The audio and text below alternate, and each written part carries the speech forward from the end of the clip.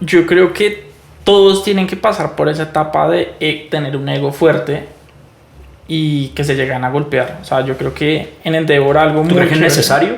Yo creo que es necesario y yo creo que como tal, todos somos personas y todos llegamos a esa etapa de aprendizaje. De nuevo, yo creo que aquí todo parte de los errores, es como yo voy a crecer más.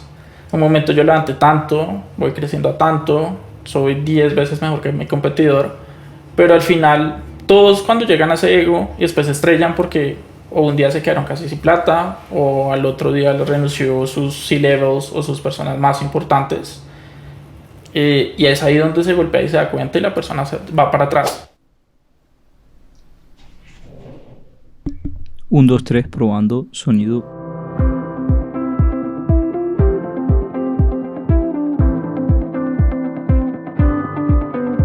Bienvenidos a todos a un nuevo capítulo de Nosotros Hoy, un capítulo súper especial.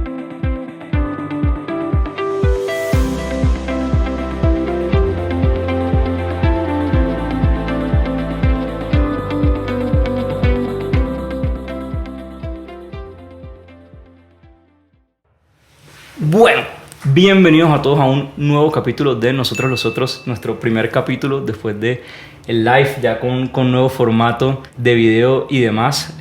Hoy, por supuesto, como en todos los capítulos, les traemos un invitado súper especial con el cual vamos a hablar sobre una de las aceleradoras de startups más grandes, una de las comunidades también de startups más grandes que hay, sobre su paso en una de las billeteras digitales pues que también están marcando el ritmo en el mundo cripto aquí en Colombia y demás. Y luego vamos a hablar al final como sobre algunos aprendizajes que ha tenido nuestro invitado en toda su experiencia en las startups. Antes de arrancar y de presentar formalmente, les quería contar que bueno, con todo este cambio de formato y demás, vamos a abrir un espacio para que los oyentes y los fans de Nosotros los Otros nos puedan dar donaciones para poder continuar con el proyecto, como hemos crecido y demás. Pues digamos que ya el presupuesto ya se nos ha salido un poco de las manos a Mate y a mí y por supuesto pues esto ahorita es algo que hacemos por hobby, porque nos gusta y demás y queremos continuar con el proyecto. Entonces hoy en la descripción del video de YouTube, cuando salga live, les dejamos un link para que puedan donar y también se los vamos a dejar en Spotify, por supuesto, en la descripción. Pero bueno, con eso dicho y sin más preámbulo, hoy en el capítulo 51 de Nosotros los Otros tenemos como invitado a Juan Diego Pulido, ex Endeavor, ex Zulu, y bueno, hoy trabajando en proyectos personales secretos que bueno, de los cuales no podemos decir mucho, pero ahí les digo directamente, vayan y sigan a Juan Di en LinkedIn para que estén muy pendientes que andan. Juan Di, recontra bienvenido a la silla de Nosotros los Otros. No, Barbie, muchas gracias por la invitación y bueno, felicitaciones nuevamente por lo que han hecho. Fiel seguidor, ahorita como te contaba antes, buenas historias que tengo desde que tú empezaste esto. Y bueno, ahora chévere estar en esta nueva versión, en este nuevo formato y aquí a contribuir al ecosistema. Bueno, hoy nos saltamos el tweet de en qué está haciendo Juan Di y dónde lo hace, pues porque obviamente Juan Di ahorita anda trabajando en unos proyectos personales, pero Juan Di, eso nos da pie para que arranquemos de una vez con tu historia profesional. Si quieres, tú eres administrador de empresas, cuéntanos si quieres un poquito, una vez te graduaste de la U, o bueno, yo sé que ustedes hacen práctica directamente en la U, cuéntanos un poco de cómo fueron esas primeras experiencias, dónde empezaste y si quieres de ahí arrancamos. Sí, me voy a saltar y voy a ir un paso antes. Ok. Porque mi pasión por el emprendimiento empezó justo en la universidad. Curiosamente, y hay muchos del César les da risa este tema, pero es un buen recuerdo. Y era que empecé aprendiendo y haciendo mi primer marketplace en ese momento de monitores o tutores, como le llaman en universidades. Y desde ahí, curiosamente, empezó siendo una idea que era yo y otra persona más. Y terminaron siendo más de 15 personas que trabajaban durante el negocio. Entonces, desde ahí, empleados tuyos. 15 empleados, personas, tutores, dictando clases, más que todo en el CESA. Pero pues igual fue una comunidad chévere que se formó y como que desde ahí quedó ese picante que a mí me quedó de hay que emprender, hay que hacer, hay que impactar. Y desde ahí siempre como que me generó la vibra que tenía que estar más metido como por este mundo de emprender. Con eso, ahí fue cuando me quedó la idea y curiosamente sale la oportunidad para yo trabajar en Endeavor. En Endeavor empecé como practicante. Endeavor, aquí como para dar un contexto, Más que aceleradora, Albi es una organización que apoya los emprendimientos de alto impacto. Entonces, Endeavor busca empresas que ya sean escalables, que sean replicables y que ya están como tal generando un impacto a la sociedad. Impacto se define de distintas formas, tanto cuando generas empleos, cuando estás levantando más capital, cuando pues verdaderamente generas ingresos y estás como tal retribuyendo a la sociedad desde la industria donde estés. Con eso pues veía que aprendiendo estos grandes y estas grandes personas era una buena forma para empezar. Afortunadamente crecí bastante, crecí varias posiciones, aprendí de los más grandes emprendedores de la región y inspirado por ellos, pues nada, también me quedó las ganas de ir a emprender y que todavía las sigo teniendo y que espero ojalá después, bueno, ya no sé si me recién nosotros de ojalá emprender y volver a sacar algo con tecnología, que eso fue lo que creo que más importante que me dejó aprendizajes de mi primer emprendimiento, porque era manejado por WhatsApp. Entonces yo creo que la tecnología, yo creo que hubiera llevado a escalar ese negocio a otro lado. Cuéntanos, Juan Di, porque bueno, lo resumiste así muy rápido como tu paso por Endeavor, pero sé que cumpliste con muchos roles y además pues sé que tuviste de primera mano la posibilidad de aprender de emprendedores, ¿no? Que creo que para mí personalmente eso es la mejor escuela que hay, uno poder trabajar al lado de emprendedores, porque uno digamos que aprende con la plata y los recursos de alguien más, por así decirlo. Cuéntanos un poquito como de cuál era tu visión, ¿no? Trabajando en Endeavor, cuál era tu visión de los emprendedores, ¿no? ¿Cómo los veías tú? ¿Qué problemas, qué retos, qué oportunidades?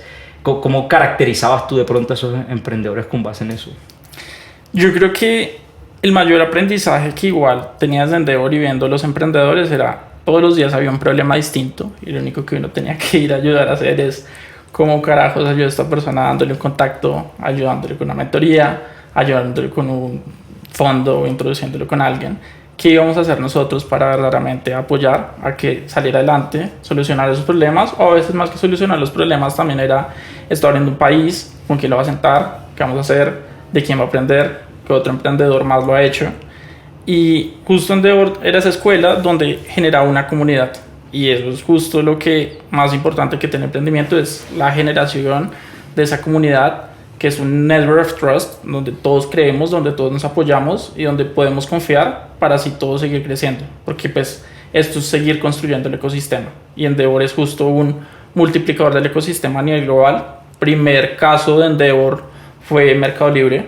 Y pues Mercado Libre... Nada más y nada menos. Nada más y nada menos. Y después de eso, desde Mercado Libre quedaron varios aprendizajes que se están replicando ahora a nivel global. Endeavor está casi que en todos los continentes del mundo, le falta Oceanía, ojalá lo lancen pronto. Y cada vez uno se da cuenta de distintas empresas que en algún momento Endeavor apoyó, ayudó, algún contacto, algo que verdaderamente surgió y permitió que escalaran a la siguiente etapa. Por ejemplo, Rappi llegó a Endeavor siendo Gravity. Y después de ahí terminó pasando a Rappi. Obviamente ellos quisieron, se ayudaron de mucha otra comunidad, pero pues Endeavor siempre ha sido una fuente de qué más, a quién conecto, quién apoyo, y justo eso es lo que brinda. No solamente desde te presento un fondo de inversión, que obviamente es lo más sexy para todos, sino también a veces puedes tener una necesidad de un tributarista, un legal, o pues necesitar como abro Nigeria, no sé, o sea, que alguien nos llegue y nos quiera abrir África. Pues Endeavor brinda esa comunidad y brinda ese impacto global que pocas organizaciones en el mundo lo hacen, y más que todo sin un propósito alguno más que simplemente cómo explotamos y cómo generamos un mayor ecosistema, como si hay otros ecosistemas como en Francia, como en Estados Unidos, donde sí existe ya un ecosistema creado por los gobiernos, por los mismos emprendedores y que ya lleva muchos años, mientras que sociedades como la colombiana, Argentina, Brasil, otros países a nivel mundial, donde no existían los apoyos y los recursos para que los emprendedores como tal sigan creciendo de una forma apoyada por esos stakeholders. Endeavor tiene que crear esos stakeholders y tiene que crear esa comunidad para que así sí las empresas crezcan, existan no más unicornios, sino verdaderamente exista más impacto. Wandy, me quedo con lo que me dijiste de el primer caso de éxito de Endeavor es Mercado Libre, que a mí me gusta llamarla personalmente como la primera startup, por así decirlo, por lo menos de la TAM, creo yo, que es el caso de éxito como bandera. Y luego me dices que empiezan con Mercado Libre y hoy Endeavor está en todos los continentes, a excepción de Oceanía. Esto claramente no solo denota el crecimiento como de Endeavor y de la comunidad y del impacto que están generando, porque pues todos los continentes quieren tener a Endeavor, por supuesto, pero también para que Endeavor pueda crecer tiene que haber más emprendedores en el ecosistema. Creo que en la última década hemos vivido afortunadamente un crecimiento de emprendedores. Se ha puesto de moda, no sé si eso es necesariamente bueno o no, porque ahora todo el mundo quiere ir a emprender y todo el mundo quiere tener una tech company y no sé qué. Pero, ¿por qué crees tú precisamente que desde hace una década para acá más o menos se está lanzando más la gente al agua? ¿Qué es ese factor? Podemos hablar específicamente de la TAM, creo yo que ha sido uno de los casos de éxito más grande en cuanto a ese tema, pero ¿cuál ha sido ese factor o cuáles han sido esos factores que precisamente por los cuales la gente dice, puta, ahora sí quiero yo ir a emprender y que nota y demás? ¿Por qué se está dando, por qué emprender se volvió una moda, mejor dicho? En Endeavor justo teníamos una frase que se llamaba el efecto multiplicador. Y entonces, hoy somos Albi, tú y yo, pero los dos después cada uno tiene más network y tiene más gente a la que uno llega y llama la atención. ¿Qué es lo que pasa? Y sucede desde éxitos como el de Rappi, que son los amigos del colegio de Simón, que empiezan y entre ellos se multiplican y después hacen distintas cosas. Mercado Libre creando Kasek y multiplicándolo así. Y pues así son todos los casos de cómo se multiplica y uno bajo su misma red va ampliando y va generando ese efecto multiplicador. No es otro más de que ya uno ve casos de éxito y pues las personas como tal, ahí con eso va escuchando y uno lleva al otro y eso termina impulsando a... Hay gente que ve muy interesante impactar y generar más empleos, hay otros que ven interesante y que no está mal levantar capital porque con eso pueden hacer que sus modelos y sus ideas sí impacten y sí escalen, porque hay modelos que lo es necesario, y eso hace que sea un modelo muy llamativo porque es como generas un impacto de una forma muy rápida y lo haces verdaderamente tangible a la sociedad y que verdaderamente estás sintiendo de una forma mucho más rápida que tiempos atrás. Si vemos aquí en Colombia cuánto tiempo demoró un Arturo Calle, cuánto tiempo demoró muchas de estas empresas tradicionales para crecer, toman más de 30, 40 años y ahora un Rappi ni siquiera tiene 10 años y lo que está haciendo es bastante grande. Endeavor empezó curiosamente aquí en 2008 y como tal al comienzo era difícil y eran empresas que generaban un impacto interesante, eran empresas más sencillas que igual estaban generando temas súper importantes y siguen creciendo, pero hasta que llegó y le pegó y consiguió una que después generó todo el efecto por detrás, y es eso donde hay la oportunidad de seguir creciendo y de seguir generando impacto. Probablemente las primeras 10 no lo vayan a hacer, las siguientes 20 tampoco, pero después vaya a haber una que sí y esa una trae miles. Teniendo una pregunta un poco polémica, ¿tú crees que el hecho de que ahora empresas como Rappi y como digamos que los otros grandes unicornios latinoamericanos puedan efectivamente como montar algo tan grande, voy a decir entre comillas, en tan poco tiempo a comparación de los emprendimientos tradicionales, ¿tú crees que eso de cierta manera le hace daño al ecosistema? Porque cuando uno ve Rappi, cuando uno ve Kavak, cuando uno ve esas grandes empresas y ven que tienen 6, 8, 9 años apenas y ya valen billones y billones de dólares y han recogido además billones de dólares, pareciera fácil, ¿no? Y parece que todo el mundo se quiere lanzar a emprender precisamente por eso. ¿Tú crees que ese factor tan acelerado de las startups le hace daño al ecosistema también? ¿Como un arma de doble filo? No, es un arma de doble filo 200%, porque entonces ahora todos queremos salir a levantar capital, todos queremos ser founders, todos queremos aparecer en un podcast, todos queremos aparecer en Forbes, y entonces eso se forma como tal un FOMO, y pues es característico de las personas, todos somos humanos, y el FOMO es algo que se ha venido dando en la sociedad, ese FOMO, esa forma de como todas las personas quieren hacerlo. Sin embargo, emprender no es fácil. Muchos emprendedores en Endeavor siguen siendo grandes amigos míos, grandes consejeros míos, grandes mentores míos y la sufren. O sea, pueden, por ejemplo, tener 5, 6 años, ya están en Serie B y ahí la siguen sufriendo y obviamente pintan en las mejores páginas, pero por detrás yo hablo y ellos siguen siendo personas muy buenas, muy humildes, con grandes capacidades, grandes aprendizajes, convencidos de que su negocio va a impactar, con lo que están aprendiendo también pueden impactar más negocios, enseñarle a otras personas más. Y es ahí donde verdaderamente sí es donde se genera valor, más que salir, levantar, hacer ruido. Hay un efecto por detrás y es ahorita cómo si estamos creando negocios escalables, que es el tema chévere, y no solo negocios escalables, sino negocios escalables y rentables, que yo creo que es el tema que justo a mí me tocó en la etapa que cuando yo estaba en Endeavor, estaba en un Endeavor 2020, 2021, donde todos era vamos a salir a levantar, no me importa mis unit economics, lo único que yo voy a hacer es Cuando sobraba la plata en Cuando el sobraba. mercado y uno y pues muchas empresas levantaron hasta con un PowerPoint levantaban 5, 6, 7 millones de dólares. sí, y era muy fácil levantar y la táctica simplemente era mostremos mercado, mostremos que Crecimiento a doble, triple dígito. sin importar cuánto perdía por detrás. Y ahora es justo es devolvernos para atrás y qué estamos haciendo de negocios verdaderamente, porque cuando uno hace negocios, y eso es algo que me casé después de haber tenido estos últimos 4 o 5 años que trabajaba en el mundo de las startups, de cómo estoy haciendo negocios rentables y a la vez que escalen. O sea, uno porque hace un negocio, los negocios los hacemos porque queremos hacer dinero antes que cualquier cosa. Si hay impactos, si hay distintas cosas que uno puede generar que conllevan a, pero lo primero es sacar un negocio que sea 100% rentable.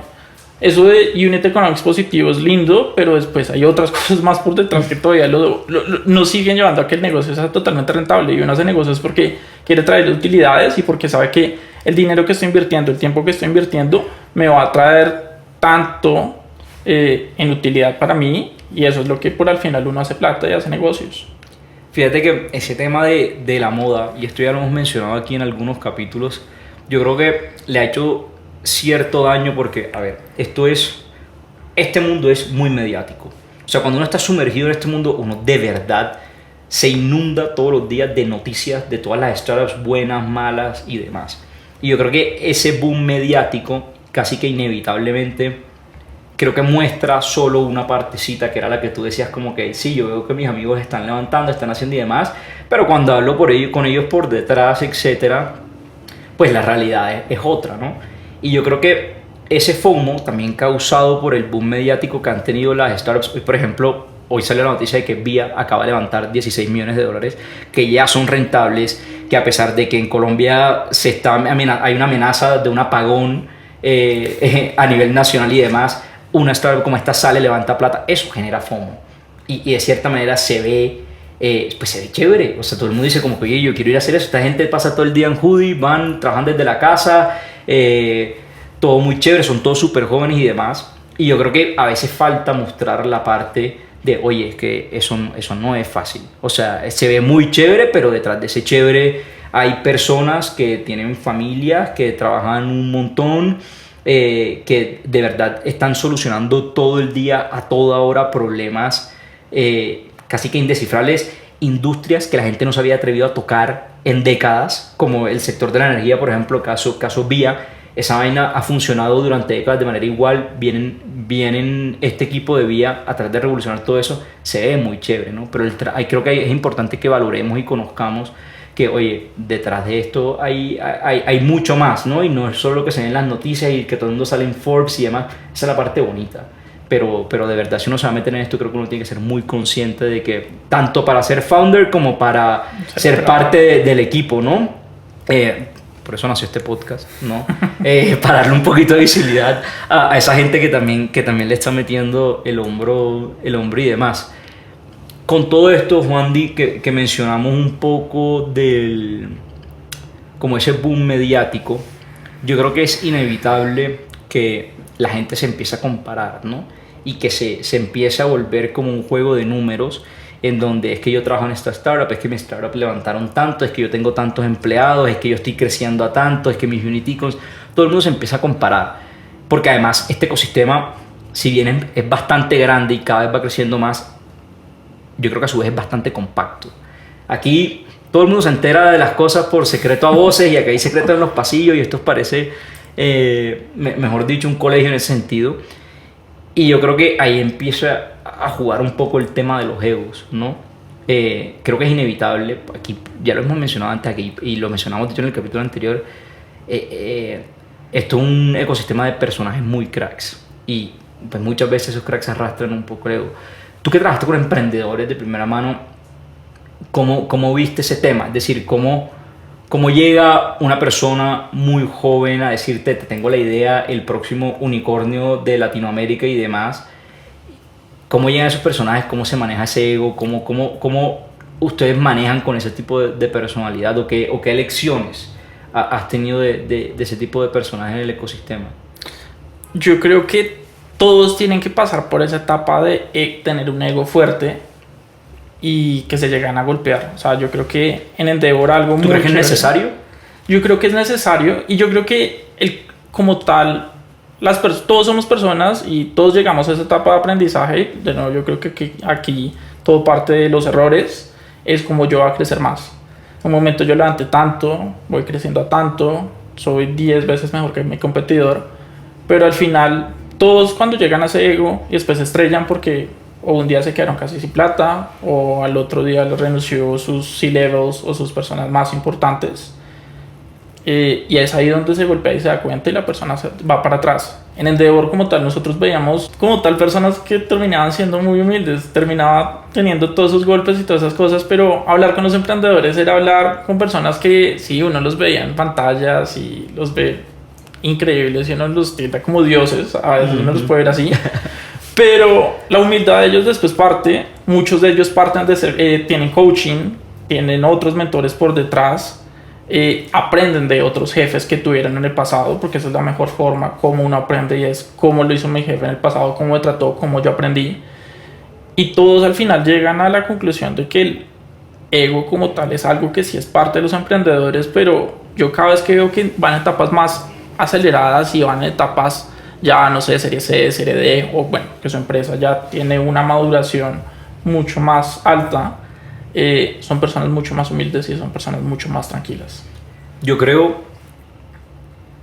voy a ser un poco polémico creo yo, y creo que esto sí que no lo mencionaba antes en ningún otro capítulo, pero yo creo que ese ego es un poco necesario, no solo por la evolución personal, sino que yo creo que para crear un monstruo de estos uno tiene que creérsela, y yo creo que esa línea delgada entre tenerse muchísima confianza para montar una empresa que vale billones y billones de dólares e impactar industrias y mercados que nunca antes se habían tocado, que durante mucho tiempo no se habían tocado. Creo que uno tiene que tener, ahí sea una linecita de ego para creértela cuando alguien te quiere frenar en seco. Yo creo que es clave que uno de verdad tenga tanta confianza en que esto va a funcionar, en que lo que tú estás creando va a cambiar el mundo. Yo creo que es inevitable que se caiga en un poquito de ego. Creo que la evolución que mencionas es fundamental también, creo que es parte del aprendizaje, y creo que todas las personas que están muy sumergidas en este mundo, creo que es necesario que pasen por ese proceso que mencionabas tú de coaching, de psicólogo y demás, para poder realmente medir lo que están haciendo, ¿no? Y que se entienda que esto no es un juego, que esto no es una moda, que esto realmente va incluso más allá del dinero, ¿no? Sino que de verdad muchas estrellas están cambiando la forma de vivir a las personas. Entonces, bueno, con eso llegamos como a nuestra pausa de entretiempo. Tengo mucho tiempo que no hago una pausa de entretiempo, entonces vamos a ver si me acuerdo de todo, así que paciencia. Pero bueno, a todos los que nos están escuchando, nos están viendo, los invito a que nos sigan en Spotify, nos califiquen honestamente, nos den todo su feedback. El feedback es siempre muy bienvenido en este podcast. Que nos sigan en Instagram, TikTok, YouTube, Twitter, LinkedIn, todo mejor dicho. También les recuerdo que en la descripción de este video y tanto en YouTube como en Spotify va a haber un link por el cual nos pueden hacer donaciones para que Mati y yo y pues con todo el equipo de nosotros podamos continuar con el proyecto.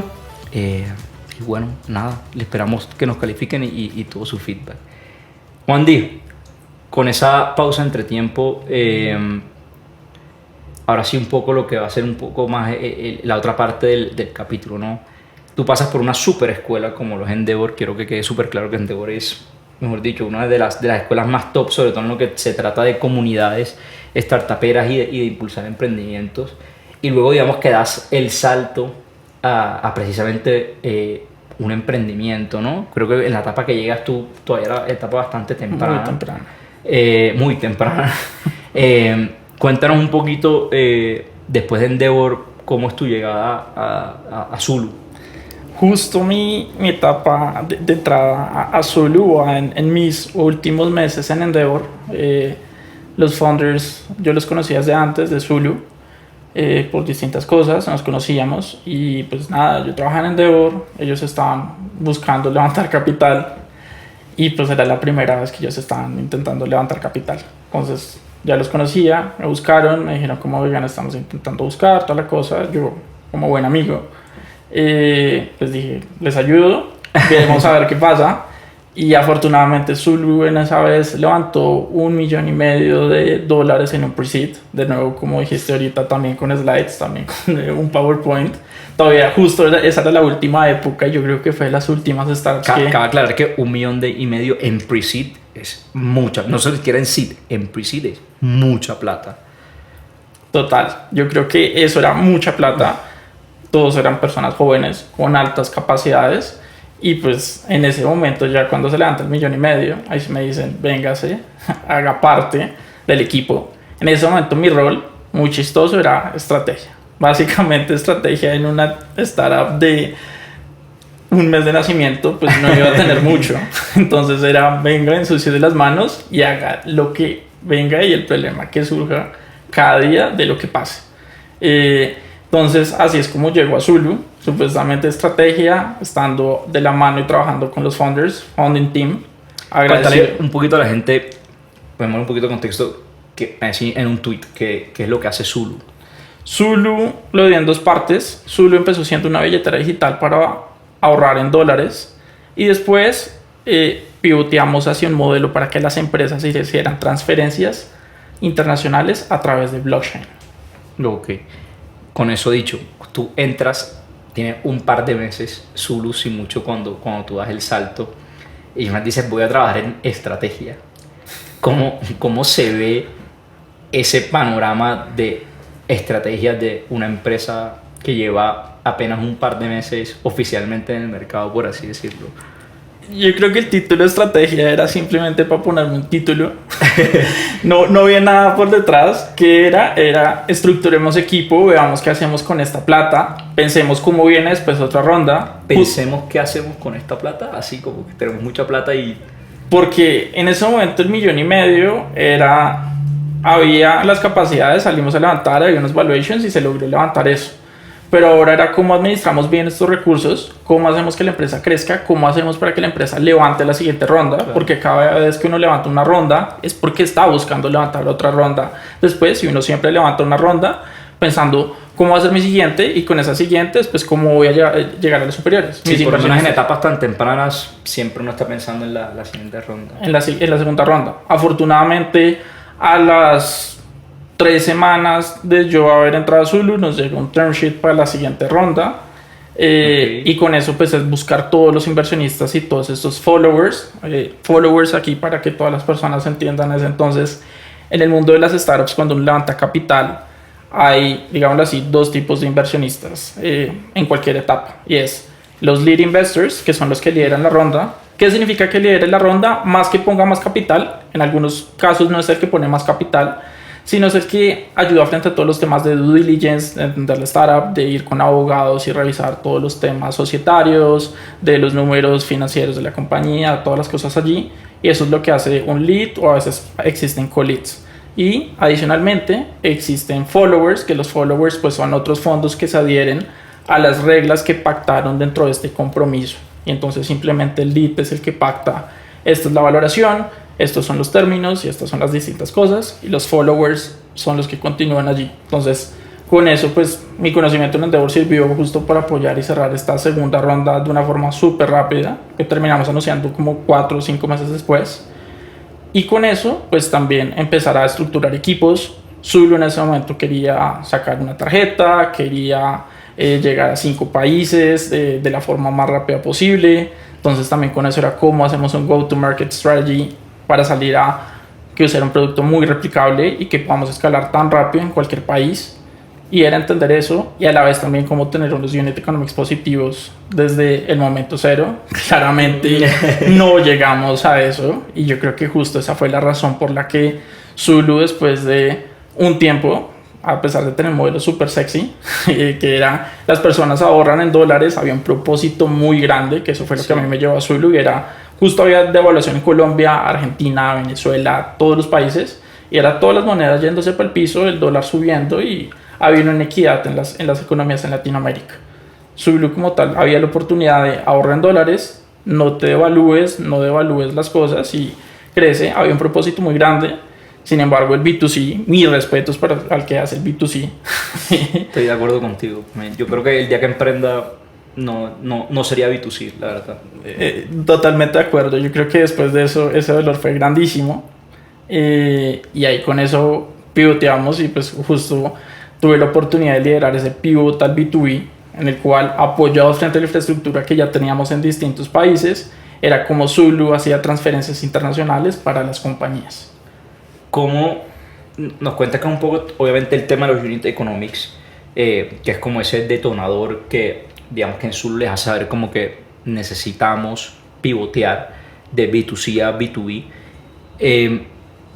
¿Cómo es el impacto dentro de una startup, Juan Di, de migrar tanto la operación o el objetivo como tal, ¿no? Porque ustedes venían ya de un tiempo haciendo B2C enfocados en una billetera digital, estaban siempre pensando en la persona natural, en ese propósito de ahorren en dólares, ese mensaje y demás, y pues obviamente se dan cuenta que, oye, el negocio por aquí definitivamente no da.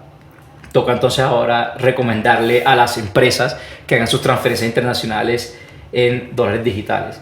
¿Cómo internamente en la empresa, cómo se ve ese impacto, cómo se comunica, cómo cambia la dinámica, etcétera, etcétera? Yo creo que fue un paso a paso bien definido. Empezamos primero una persona que era un intern en ese momento, que ahorita es un crack y está emprendiendo también en el mundo cripto, se llama Vitis. Si escuchas, eres un crack y siempre te vas a admirar por eso. Y empezamos él y yo. Después empezó otra intern más, que es Cata, también que ahorita super crack. Y éramos 3 personas y buscando a ver nosotros qué hacíamos. Y primero era un MVP de la forma más básica. A ver qué hacíamos y nosotros explorábamos y sacábamos proyectos y dijimos, pues preguntémosle a las empresas a ver qué pasa. Después de eso, yo llegué ahí, golpeé la puerta de los founders y les dije como, oigan, este negocio nos está dando plata en cada transacción. Y está creciendo. Y ellos dijeron, pues aquí el otro negocio, a pesar de que Zulu tenía unas muy buenas métricas en B2C frente a números, más de 100,000 usuarios, más de 5 países abiertos, había ya unas redes de liquidez y pues todo un esquema operacional muy bien montado, y Zulu ya estaba produciendo, sacando distintas cosas para crear ese modelo B2C muy bien armado a nivel Latinoamérica. Pues había una oportunidad mucho más grande, que era menos costosa de sacar, que era más fácil en sentido de nuevo lo que te digo, los unit economics, ese customer acquisition cost, que es cuánto cuesta adquirir ese cliente. Aquí es distinto, claramente cuesta más adquirir una empresa, pero el retorno que te puede traer, ese lifetime value, terminaba siendo mucho más grande. Y había unos argumentos muy sólidos para decir como, enfoquémonos más en esto. Al principio, Zulu entonces después llegó y dijo, hagamos un squad. Y era un squad completo, personas de producto, personas de tecnología. Famosos squads, cuando hay un proyecto importante, para todos squad. Para todos squad.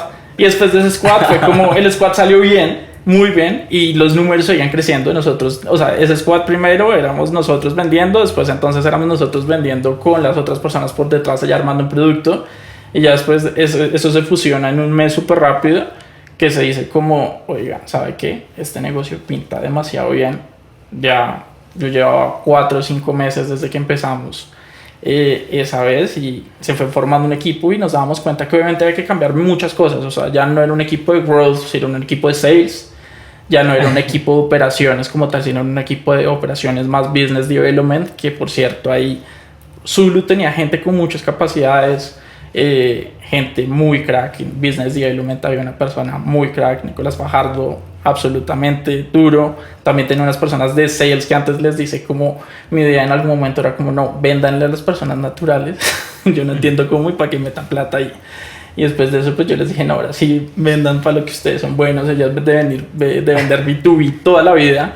Y yo les dije, no, vendan B2C. Yo no sé cómo yo los convencía que le vendieran B2C, a que las personas ahorraran en dólares. Yo les vendí la idea, se la creyeron. Y después al mes y medio siguiente yo les dije como, oye, no, ahora sí no vuelvan a vender a las empresas donde ustedes son muy buenos.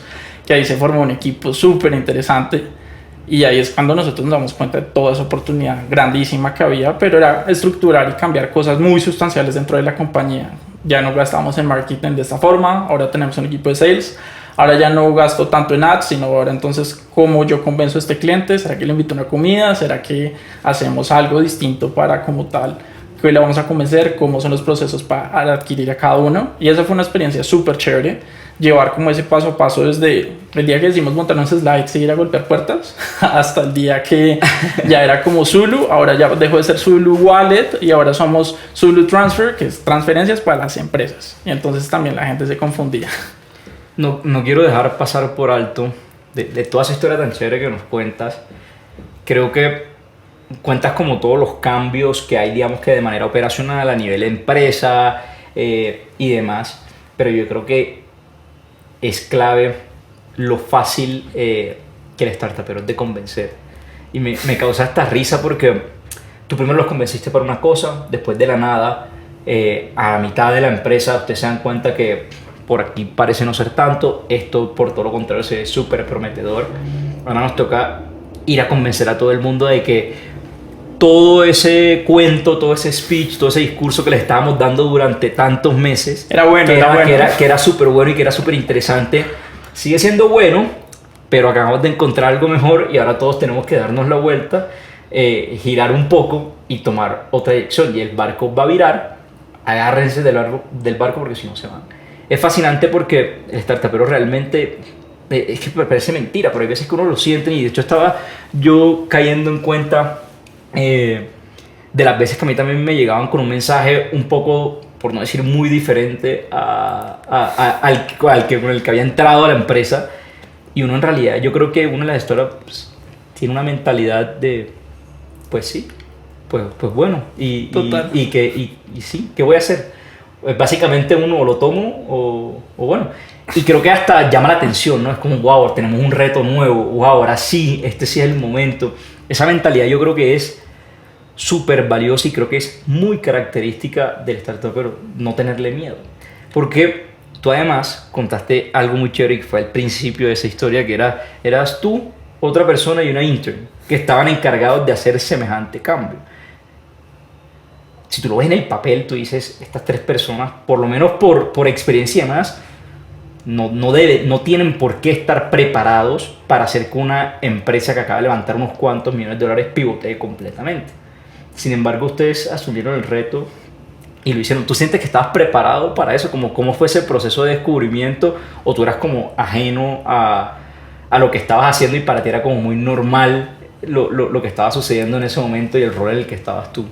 Yo creo que es lanzarse y ese pues sí, que tú dices, era lo que yo creía. Yo tenía la fortuna de en Endeavor haber hablado con empresas y yo dije, pues si ya hablé con los emprendedores ayudándoles, pues porque ahora no les voy a poder vender algo. Ese era mi argumento y lógicamente Completamente válido. Completamente válido para mí. Y que yo me la creía, simplemente nosotros no la creímos. Y a mí algo que me gusta en el mundo startup, pues todas las semanas uno se levanta con un reto distinto, o a veces casi que cada día distinto hay un nuevo reto. Y entonces era venderle eso al equipo y decirle como, oigan, es que con esto sí lo vamos a hacer de una forma más rápida. Y era convencerlo así. Nosotros no la creímos y si uno se la cree, lo va a terminar vendiendo a los demás. Y yo creo que es la pasión que uno lo lleva a eso. Y yo creo que es ese creerse el cuento es por la pasión. Y uno es como, oiga, lo creí, fui a hablar con una empresa, después resulta que llegó otra empresa y uno dice, aquí hay algo. Y pues uno piensa muy en grande, y en las startups eso es muy bonito, que uno piensa muy en grande y uno dice, es que esto lo va a tutear de una forma rápida, loca. Y si yo lo logré después de una semana de haber perseguido a este cliente, ahora lo voy a hacer esta vez en un día. Y después de eso uno se va retando en cómo lo voy haciendo de una forma más eficiente y cada vez más rápida. Yo creo que, porque tú, bueno, todavía, pues, bueno, en ese momento eras gran parte de los otros, del ecosistema. Y yo creo que es muy chévere como ver como todos estos personajes, me incluyo, creo que tenemos cierta como inocencia ante la dificultad y la magnitud de lo que se está haciendo, ¿no? Es como decir, a ti literalmente te mandaron a pivotear una empresa completa, que buscaras la manera de si este pivot pudiera funcionar, de que si puede ser por acá. Y yo creo que tú en ese momento no eras consciente de realmente lo que te estaban pidiendo. Creo que uno ya de pronto hoy se sienta y uno realmente se da cuenta de que, oye, es que cambiarle la dirección a una empresa no es cualquier cosa. O sea, no es cuestión, no es un juego, es algo muy serio. Pero uno en ese momento yo creo que uno no lo ve como tal. Para uno es como que, bueno, me pusieron un proyecto y pues sí. Eso es lo que me queda por hacer, ¿no? Totalmente, Alvin. No, yo creo que es eso y yo creo que hasta hoy lo sigo asimilando como a lo que llegamos, porque después no solamente fue listo, ya lo hiciste en Colombia, sino después irlo a hacer a México. Y era de nuevo, como arranco de ceros, de nuevo un país que conocía cosas, porque en el modelo B2C de Zulu yo he explorado bastante para México, pero ahora el mexicano es totalmente distinto, el mexicano piensa muy distinto, parece que ahí todo el mundo dice que somos muy iguales con los mexicanos. Sí, yo creo que todos tomamos, la pasamos bueno, vamos a Cancún, vamos a Cartagena y la pasamos bueno, pero venderle al mexicano aquí en Colombia, vender es muy fácil. Entremos de lleno en ese tema una vez. Wandy, retos de expansión. Retos de expansión. Uno, es distinto vender al cliente en cada país. Colombia es una cosa vender, aquí somos muy directos y aquí vamos directo al grano. En México, por ejemplo, no. Segundo, la gente trabaja distinto. Hay ritmos de trabajo y hay formas. Desde la forma que tú empiezas a trabajar, a la hora que tú vas a almorzar, y el grado de compromiso que tiene la gente frente a la compañía. Y tres, también tú tienes que crear nombre en algún otro país.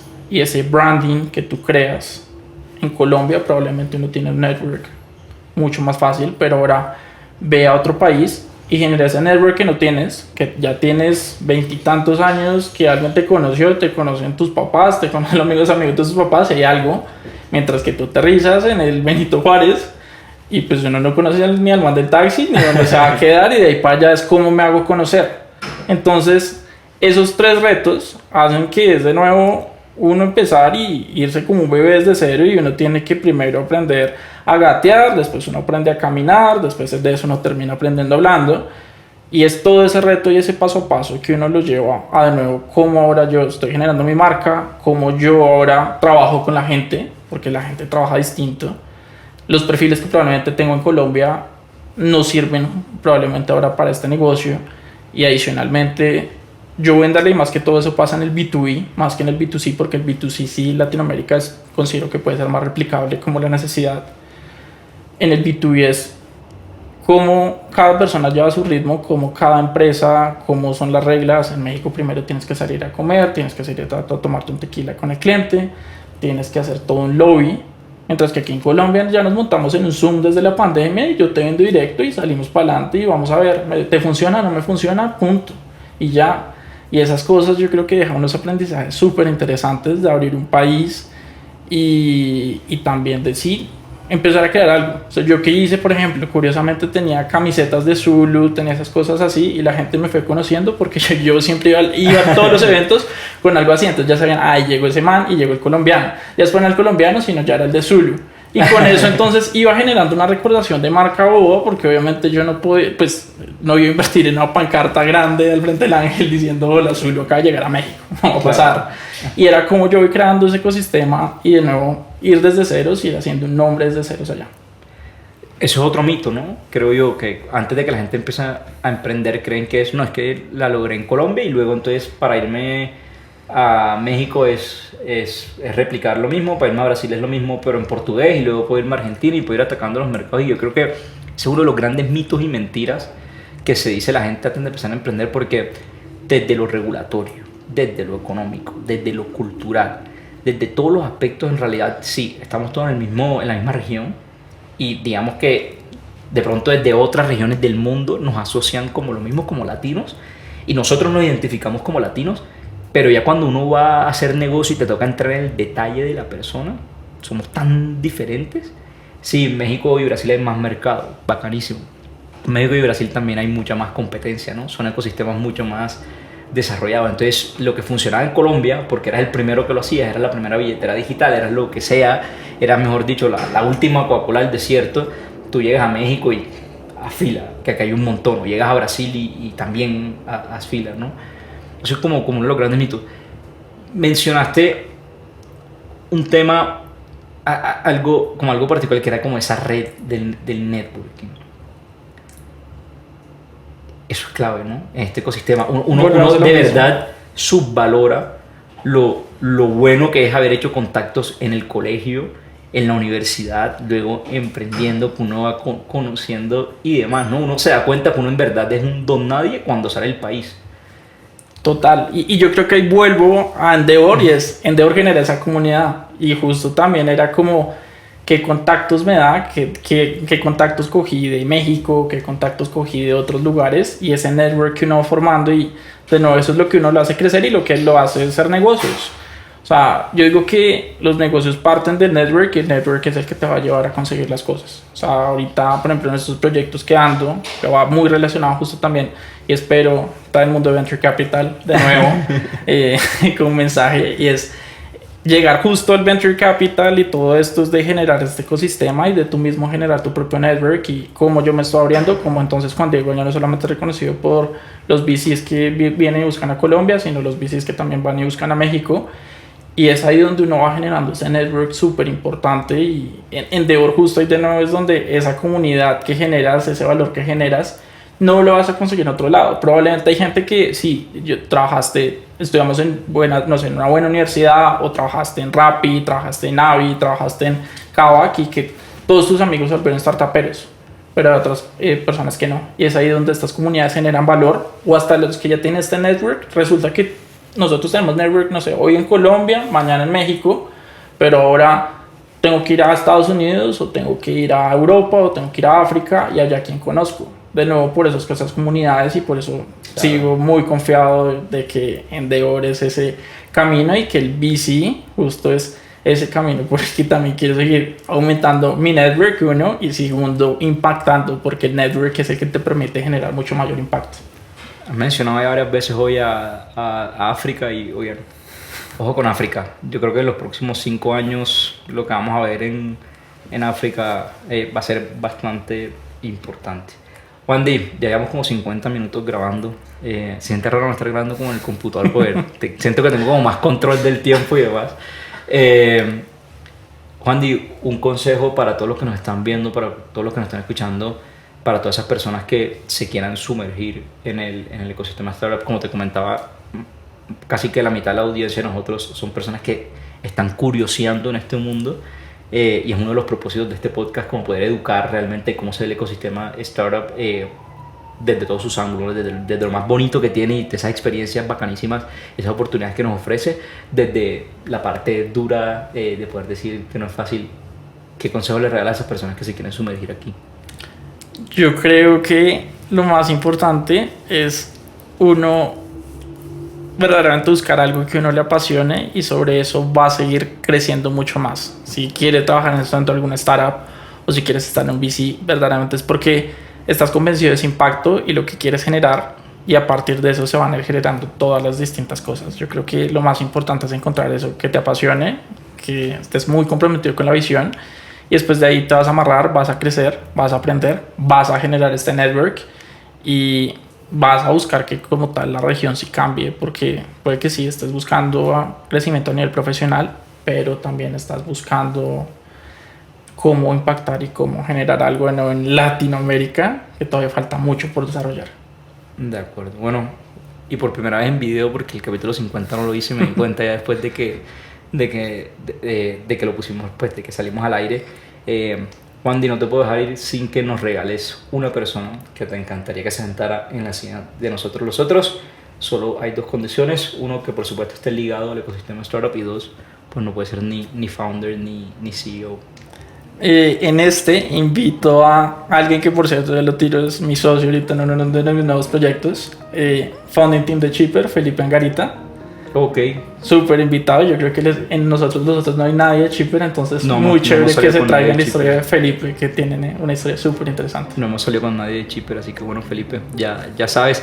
Ahorita estamos full llenos de invitados en el pipeline porque como bajamos la frecuencia, pero Chipper sé que es una startup que tiene mucho por contar porque también se metió en una industria que bueno, está bastante monopolizada, ¿no?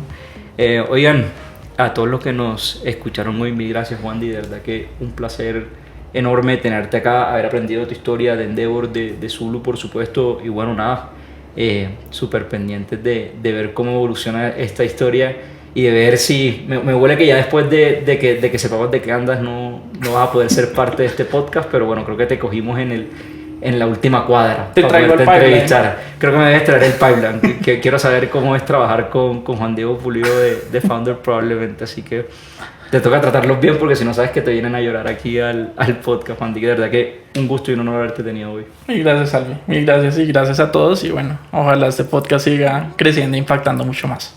Bueno, y a todos los que nos escucharon, como siempre, no olviden seguirnos en Spotify, califíquenos, denos todo su feedback. El feedback en este podcast es siempre súper bienvenido.